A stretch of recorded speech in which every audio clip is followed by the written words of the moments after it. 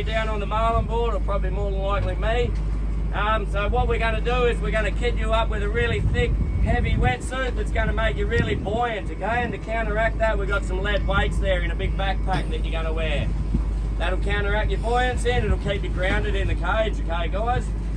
So firstly guys, when we ask you to come down the marlin board after we've got you all kitted up with a wetsuit, a weight belt, a mask, giving you a bit of a practice on the regulator and everything, we're going to get you down onto the marlin board and we're going to get you to hold on to these two handrails, stepping from the boat into the cage like I am now, facing forward, then turning around on this top step, still holding on nice and tight.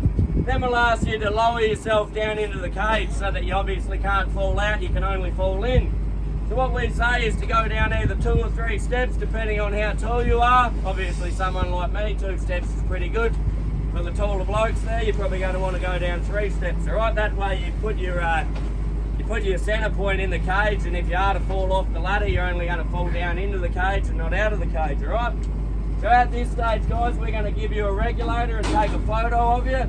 Bit of a photo for evidence, obviously for your highlights and all the rest as well too, okay? But so with that one guys, you grab your regulator, you give it a quick rinse in the water, you press the button on the back and purge the water out of the mouthpiece, okay? We'll teach us how to do that throughout the day.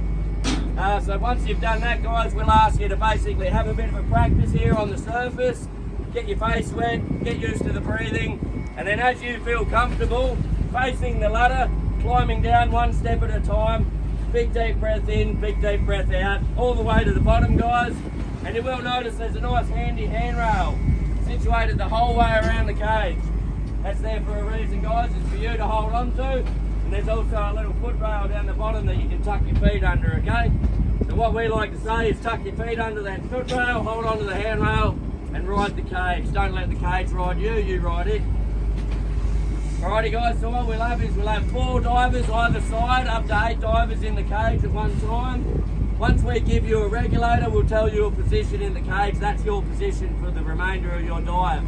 You don't come down this half of the ladder and then walk over to this side of the cage. All you're going to do is tangle up regulators and probably disappoint someone when you pull a regulator out of someone's mouth. And that's